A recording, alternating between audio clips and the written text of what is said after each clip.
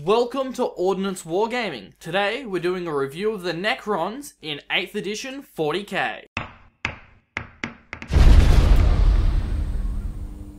Welcome back. If this is your first time here and you want to improve your wargaming, make your tabletop battles more epic, and give your wargaming budget more power, then be sure to smash the subscribe button and ding the bell. That way, you'll never miss out. Now let's get this review started. I think let's start with some of the Necron rules. Okay, so, Necron special rules. Let's start by talking about reanimation protocols, which I think is a lot better in this edition than it has been in previous edition. For one reason, and one reason alone. You cannot fail it. Because even if you fail it, you get to try to take the roll next turn, provided of course that you still have your unit on the battlefield. So really the only way to destroy Necrons, for sure, is to wipe out the entire unit. And if you watched the battle report I uploaded on Friday, you'll notice that Necrons can come back quite easily with quite a few with just a lucky roll. I wouldn't recommend banking on this happening, but it can happen, so if you're fighting against Necrons, it is something I would definitely watch out for. And luckily for us, as of recording this, Games Workshop has actually released an FAQ that clears up a slight issue that reanimation protocols had. That's where the wording of it is a little bit vague on whether models with multiple wounds, such as Destroyers, Lichguard, Praetorians, and Tombblades, whether or not these models come back with 1 wound, 0 wounds, 200 wounds, or the wounds on their profile. So these models come back with the wounds that they have on their profile, which I think makes a lot of sense lore-wise. So now let's talk about Living Metal. Living Metal it's somewhat underwhelming, to be perfectly honest with you. I mean, you get 1 wound back per turn. I mean, it's good that it comes back automatically, but when compared to, say, Blessings of the Omnissiah, which the Space Marines get when they have a Tech Marine around, it seems a little bit underwhelming because you get 1 wound as opposed to a potential 3 wound. Which, yes, it does make models more survivable, given that if you have, say, a monolith with 20 wounds, you could be potentially, if it lasts to the end of the game, and say a 5-turn game, and it lost at least 1 wound each turn, it could end up having 26 wounds on it by the end of the game, and only just be dead, which is really, really powerful if you just give it some thought and you're able to employ this when you're designing your army list and developing your tactics. And of course, we also need to talk about the Satan Shard powers, because as we were told leading up to the release of 8th edition, each faction will have its own psychic lore and psychic powers. But as I'm sure you know, Necrons don't have psykers because of what they are. So where the box on the index page that would normally have the psychic powers for them is, they have the Satan Shard powers, which I think is what they're trying to sub in for that. And these powers are all in all pretty cool. They're very different between the 3 of them. So depending on who you're fighting is going to play a major role in which one you choose to take when you take your Satan Shard. Which, spoiler alert, Satan Shards are freaking awesome now, provided that you use them correctly. Actually, everything is freaking awesome now, provided that you use it correctly. The really weird thing that I have noticed here, that I kind of don't know why they included this phrase in pretty much all of the psychic disciplines, is that they give you an option of either rolling a d3 to choose your psychic power, or you can just pick one. I mean, is anyone actually going to roll a dice to pick their psychic powers? If you are, tell us in the comment section below. Okay, so HQ choices. Not a lot has changed here, except for the fact that your HQ choices no longer have reanimation protocols.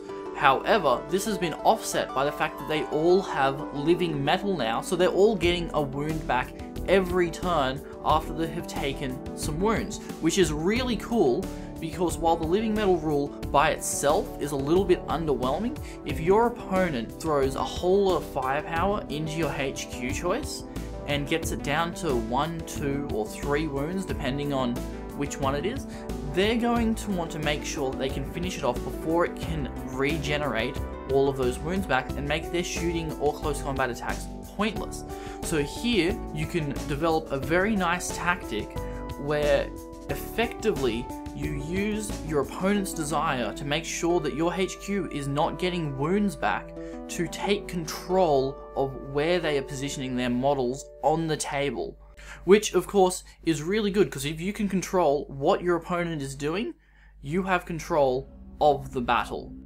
Another really cool change that has happened here is that the Staff of Light, which is the standard weapon on your generic Lord and Overlord, now has the same profile at shooting as it does in close combat.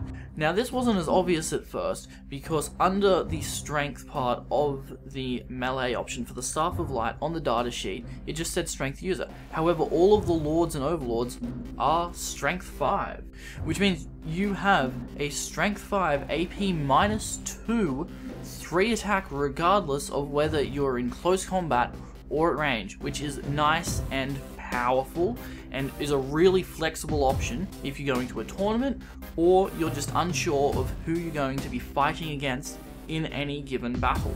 And of course, there's always the Resorb, which is a once per game item that allows you to roll the reanimation protocols for any units within 3 inches of the bearer, which is quite useful if you need to get a whole bunch of warriors or immortals or Lich Guard back up in a hurry.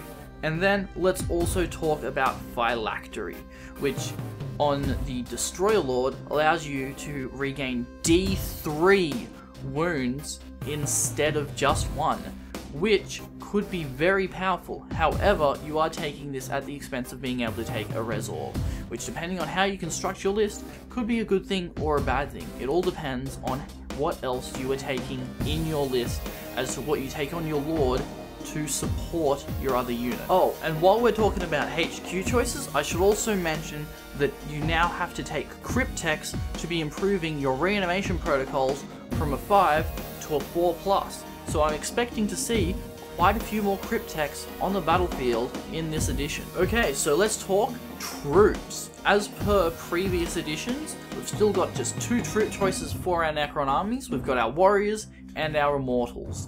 And as per the last edition, our warriors are taking min squads of 10 and max squads of 20, and our immortals are min 5, max 10. Which also, as per the last edition, means that if you're trying to spend as few points as possible on troops, you're going to be taking your immortals as your troop choices to fill out your detachments with. Also, the Gauss special rule is gone and it's just been replaced by your Gauss weapons now have a AP value which is -1 better than another weapon that is comparable. So your Gauss Flayer has AP -1 as opposed to the most comparable weapon to it in the previous edition, which was the Bolt Gun, which is AP 0.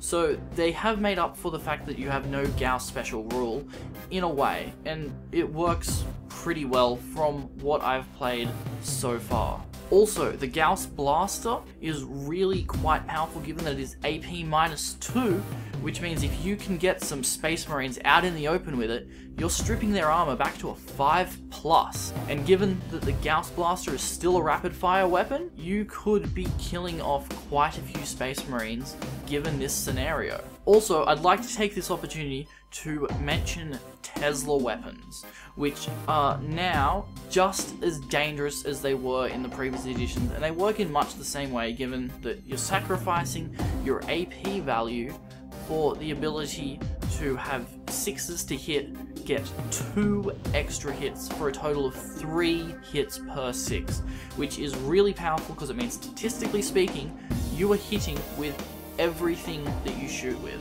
If you shoot 5 Tesla carbines with their 2 attacks each, you're likely to get 10 hits as the statistical probability, which is really cool.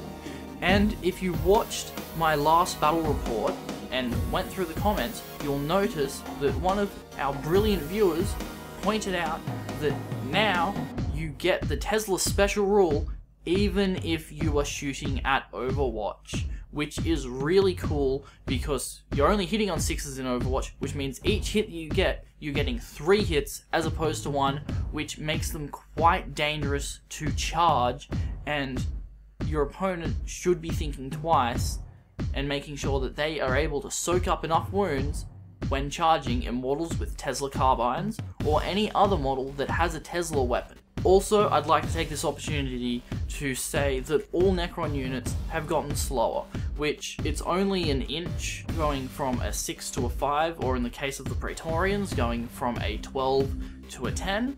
So it's not that big of a deal, but it is significant and could cause an issue if you're not careful about it. So far, I haven't noticed that it causes too much of an issue. Also, Necron transports move relatively quickly compared to the troops, so if you use it nicely, it can make up for it fairly easily when you're writing your list. Okay, so let's talk elites. Let's start with the Lich Guard, which have changed a little bit. They now have 2 wounds instead of 1, and under the FAQ'd reanimation protocols, that means that when they come back, they're coming back with 2 wounds, which is freaking awesome, and I'm quite excited about. Another thing that has changed here is that dispersion shields are a 4-up invulnerable as opposed to a 3-up, which I'm actually not too fussed about, because under the new rules for AP, where it's a modifier to your save, I think that you're going to find yourself using a 4-up invulnerable save a lot more often than you would have even used a 3-up invulnerable save in the previous edition, which makes the dispersion shield a more valuable piece of war gear to take. And I think that despite the fact that you're only getting strength 5 instead of strength 7 by taking the dispersion shield and hyperphase sword over the war scythe, is not that big a deal unless you're planning to use your Lich Guard for tank hunting. Because, let's say, take the scenario where you are fighting Terminators. If you take a hyperphase sword, you are wounding on a 3+, given your strength 5 versus toughness 4. If you take a war scythe, you are still wounding on a 3+. However, I think that actually Terminator is probably a bad example because they do have 2 wounds, so the damage of the war scythe being 2 would give you an advantage here, but still, unless you're fighting things that are big and heavy, you're going to want to take the hyperphase sword because there's no real advantage to having that strength 7 over the strength 5, unless of course you say fighting guardsmen. But even then, it seems like a bit of a waste of your Lich Guard to be using them to take down guardsmen in close combat. Now, let's talk death marks. I'm really excited about the minor change that's been made here, because now death marks are doing mortal wounds when you roll a 6 on your roll to wound with the Synaptic Disintegrator, which is awesome, because if you jump in right up against your enemy, just beyond that 9 inches away that you're allowed to jump into, and you rapid fire, even 5 of them, you're getting 10 shots, you're hitting with 6 or 7 of them, you're likely to get at least 1 6 and inflict mortal wounds against your enemy, which if you're using them to take down characters is incredibly valuable, and I think I will be using my death marks quite a bit more often in this new edition. So Flayed Ones. Flayed Ones are still inducing fear in the enemy, as they should. After all, they do have a very nice jacket on made out of their enemy's flesh. So if you get too close to a unit of Flayed Ones, then you're taking -1 to your leadership effectively, as you have to add 1 to your leadership rolls. Also, the other cool thing about Flayed Ones is that, like most things that previously could infiltrate or deep strike, they have their own set of rules for how they deal with this, and Flayed Ones are coming in and they're coming at you nice and quickly, and there is not much you can do to stop them from getting into combat with your guys if the Necron player is competent. And the fact that the Flayer Claws get to re-roll any failed wound rolls is really nice and makes them quite a lethal choice if you want a more close combat themed Necron army. So, Triarch Praetorians. These guys are still just as nasty as before. They've gotten a bit slower, which is not a huge deal if you don't do anything too stupid and just try to run them at the enemy as fast as possible and leave them out in the open where they're going to get shot to bits. But they're still quite an effective assault-based unit, and I still firmly believe that taking the Rod of the Covenant over the Particle Caster and the Void Blade is a no-brainer, just because it is a much better weapon in my opinion, and it's a lot more versatile and flexible as far as how you can use it on the battlefield if you need to change your strategy in the moment. And the fact that they automatically pass morale tests, while this is useful, I don't think I'm going to be using it that often, because I'll most likely field them in a unit of 5, and if they're getting to the point where they're going to take a morale test, there are none left in that unit anyway, because given that they're already leadership 10, they need to be losing 5 guys to be able to fail a morale test, and at that point, the entire unit's gone. So unless you're taking units of 10 of these guys, this rule is kind of pointless, really. The Triarch Stalker is also back, and it is pretty nasty, given that it's strength 7 in close combat, as well as fielding a nice array of rather nasty weapon. And if you take the twin heavy Gauss cannon, which is an option I didn't see very often because it was just hit rate, it was a no-brainer given how flexible it was. The heavy Gauss cannon, you get 2 of them, so it's quite a viable choice if you want to set your Triarch Stalker up to do a more specific battlefield role and target something very specific against your enemy. Obviously, if you're in a tournament, the heat ray is still the best option to take given that you don't know what you're fighting, and more flexibility in a tournament scenario is always better. Also, let's take this opportunity to talk about quantum shielding, which is freaking amazing in this new edition.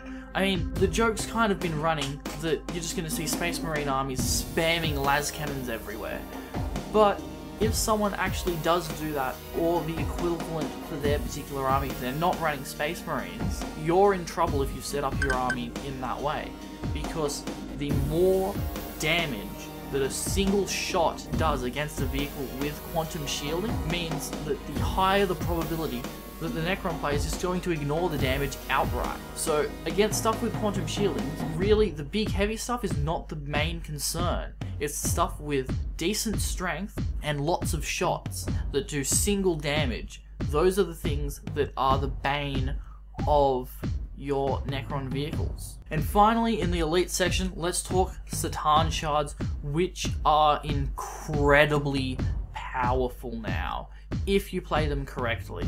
I seem to be saying that a lot because, like everything, if you be stupid with it and you just run it across the table, orc style against the enemy, you're gonna have a bad time. But if you're smart about it, then everything is very powerful, provided you use it for what it's meant to be used for.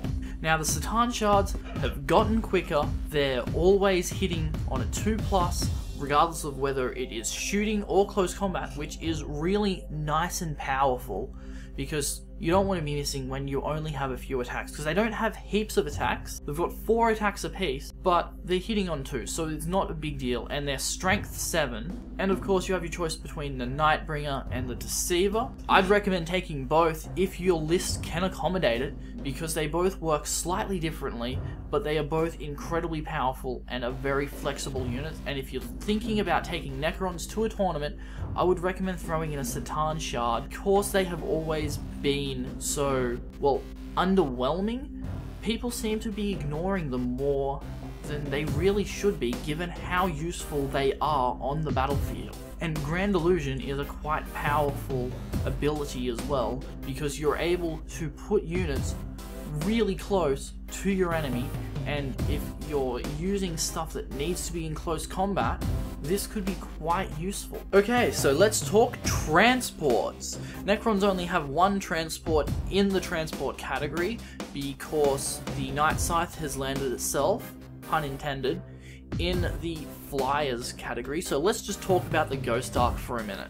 Now, it is only toughness 6, however, it has quantum shielding and living metal, which from the testing I've done with it makes it very, very survivable, and it will last through your game, provided that you move it around to keep it out of fire of small arms, which are really the big detriment to Necron vehicles in this edition. It also has the repair barge rule, which is back, and it is quite useful because at the end of your movement phase, it allows you to make a second attempt for the turn at reanimation protocols for stuff that is within 3 inches of the Ghost Arc, which is really powerful, especially if you need to get those warriors back up quickly, because the repair barge rule, as you'd expect, only works on warriors. And the repair barge special rule also allows for models that are embarked to take their reanimation protocols rolls despite the fact that they are not on the battlefield, which is quite powerful. The real space where the Ghost Arc has lost out, however, is that it is no longer open-topped. So that means that your warriors that are embarked are not able to shoot at the enemy while they're embarked, which is kind of disappointing. But given the way that I know I used my Ghost Arcs in the previous edition, where I just leave the warriors embarked unless they had to get out for some reason, because they could shoot from inside it, I'd just leave them in there. But now that I have to get them out to shoot them, I'm going to find that I'm going to be getting them out more often, which means they will actually be taking more wounds. And if you build this rule into your strategy, then it means that you're going to be able to use your warriors effectively to soak up wounds from the Ghost Arc and keep it alive for even longer. Which of course is a very good thing if you can keep more models on the battlefield for longer.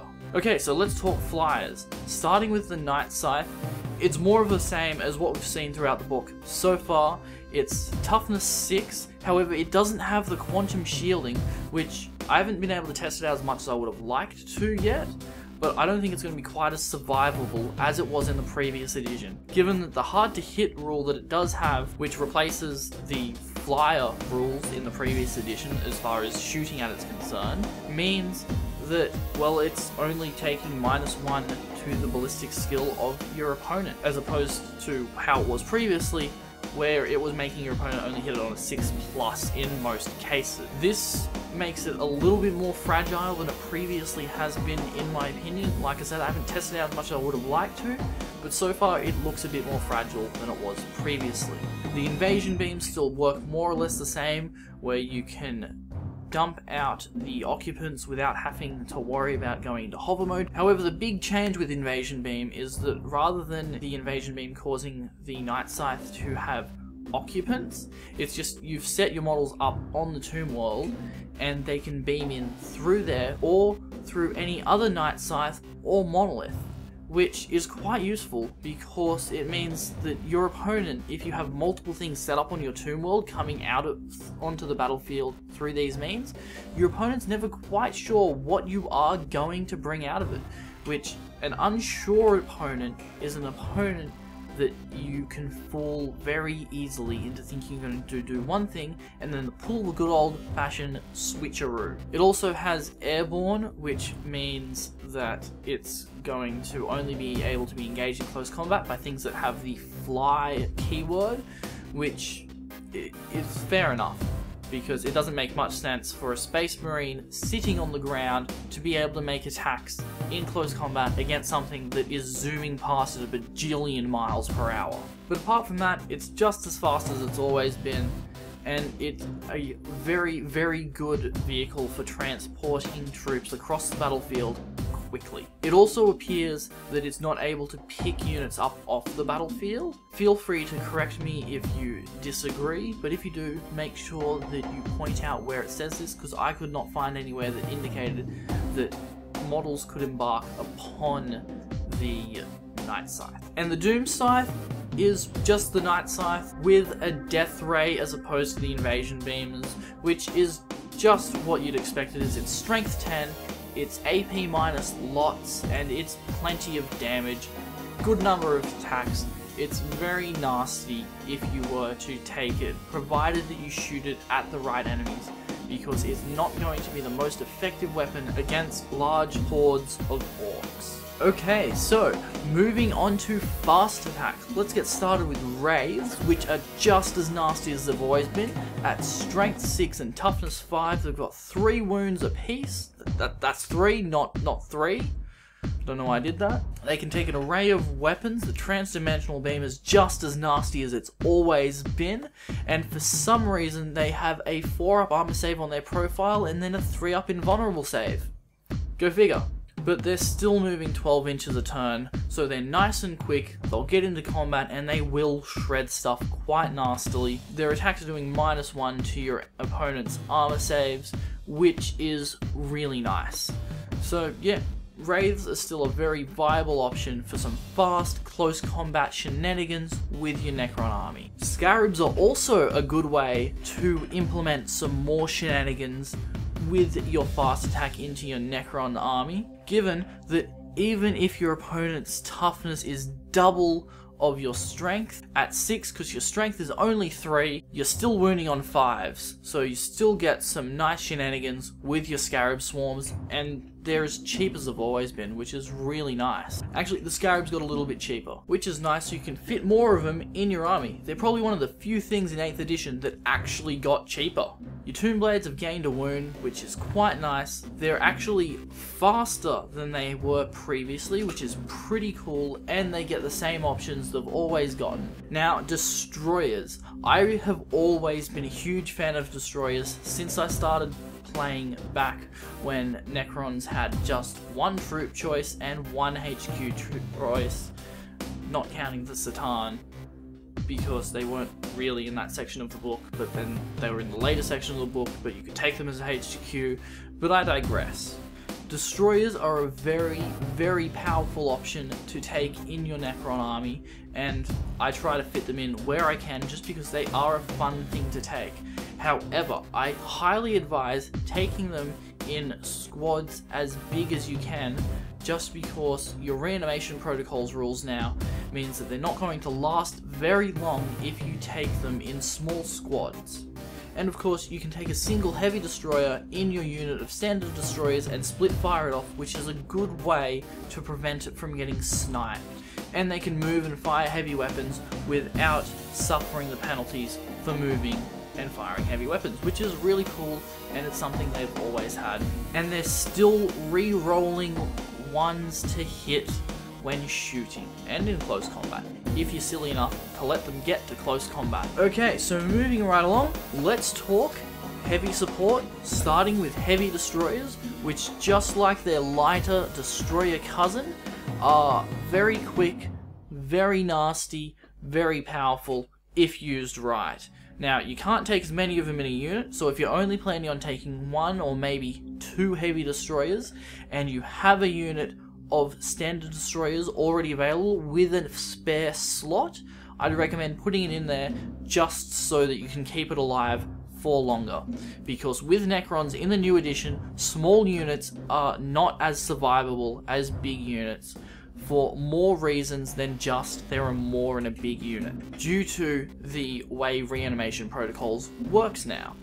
And as always, they get a heavy Gauss cannon, which you're talking strength 9, AP -4, D6 wounds. So still, it's pretty much a las cannon as it's always been.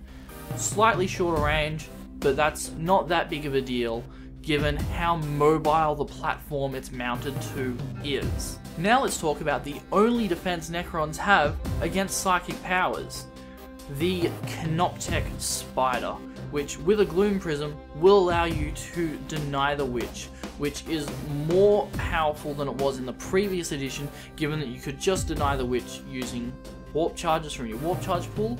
Now that that's gone, you have to take a Tomb Spider with a Gloom Prism if you want to be able to deny psychic powers, which if you're fighting against armies like Grey Knights and Eldar, you're definitely going to want to take them, otherwise you're going to have a bad time.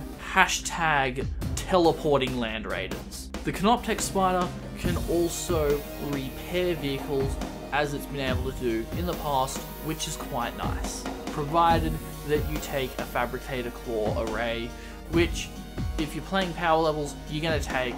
But if you're playing points, I think it is worth the points if you're taking vehicles and your strategy relies on your vehicles being alive. Now for my favorite model in the entire Necron army, the Monolith. This behemoth has 20 wounds. Think about it, 20 wounds. On launch day, I played a game at my local GW and we got to just throw stuff on the table just to see how it worked. I threw down a Monolith and it survived the entire game without getting slowed down or losing any ballistic skill, which was awesome. It is incredibly survivable, and the Portal of Exile is back, which was something that was really cool from the, is it the 5th or 6th edition codex? I don't know. It was released in 5th, but it was more relevant to 6th. So we'll call it the 6th edition codex, where you could use it to remove models from the table, which is freaking awesome and a really powerful thing. The only catch is it only works if the monolith gets charged, but it means that models like, say, Terminators that are specialized in close combat are going to think twice before charging the monolith, which gives it a huge psychological advantage when you plop it down on the battlefield. It can also bring troops on from your tomb worlds onto the battlefield, which is quite nice if your flyers happen to get taken out. Also, given that it has the fly keyword, if an enemy does get into close combat with it and manages to survive the Portal of Exile, you can just make your fall back and not suffer any penalties, which makes it incredibly powerful because you cannot lock it up really unless you swarm it with Orc Boys. Moving on to the Annihilation Barge, which is quite a nice mobile platform for some Tesla shenanigans, and it's always fun to take more Tesla because you get extra hits when you roll 6s, which is very satisfying when you hit with 12 out of 10 hits. It takes the same weapons it's always taken, and they're all very nasty and adapted nicely to the new edition. There is nothing for me to complain about here, except for perhaps the 4+ save, which is not as great as I think that it really should be, given that the Necron tech is as advanced as the lore points out it to be. You'd think they'd get a better save than a 4+. So, the Doomsday Arc. This thing has kind of been a letdown, to be perfectly honest with you. I was hoping for big things from the Doomsday Arc. Perhaps I've just used it wrong so far, but it seems to be missing the punch that it used to have. It used to be absolutely terrifying and deal out so many wounds against stuff, and now it just seems to not do as much as it used to do, and you still have to keep it still to fire at full power. But at least it still has the quantum shielding and the Gauss Flayer's array, as you would have seen in the battle report that I put up on Friday. The Gauss Flayer array is quite nasty, especially if you find yourself being charged, due to the sheer number of shots that it gets. And of course, like the Ghost Arc, we're talking toughness 6 with quantum shielding and living metal, so it is reasonably survivable, which I suppose does make up for the apparent lack of firepower from the main cannon. And finally, in heavy support, let's talk about the Transcendent Catan Shard, which, I mean, it's a Catan Shard with a couple of different rules, just like the other ones. If you don't have room in your elites and you really want to take a Catan Shard, you can take this one, but personally, I think that just the specialized nature of the other two, being the Nightbringer and the Deceiver, they are more powerful than the Transcendent Catan Shard from what I've seen so far. Okay, so finally, let's talk Lords of War and our super heavy behemoth things, the Tesseract Vault and the Obelisk. Not the Dawn of War Obelisk, the other Obelisk, the one that wasn't from one of the best video games of all time. So the points difference between the Tesseract Vault and the Obelisk are fairly dismal, given that the Obelisk is costing you 400 odd points, and the Tesseract Vault is, I think it was coming at like 470 something. So there's not a huge difference in points value here.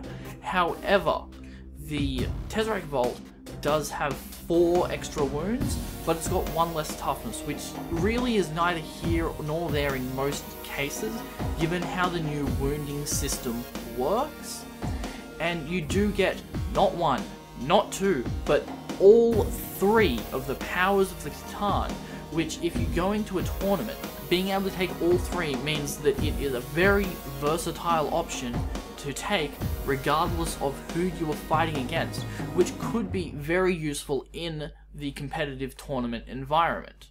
The Tesseract Vault also blows up far nastier and more often than the obelisk does when it goes down, and of course they have the 4 Tesla spheres around them, which are quite a useful thing to take. And of course, the obelisk does have a redeeming factor to it, apart from the fact that it's slightly cheaper and has slightly higher toughness, and that is the gravity pulse, which if there's stuff that can fly close to it, it's taking mortal wounds if it gets too close, which could be quite nasty against armies that take lots of grav tanks and are flying a lot, which means choosing between these two is a much harder choice now than it has previously been, because in the previous edition you had 150 points between them, so the Tesseract Vault never really seemed worth it, given that it didn't get that much more than the obelisk got for the extra points. Okay guys, so just to finish it out, I'd just like to mention that earlier I forgot to mention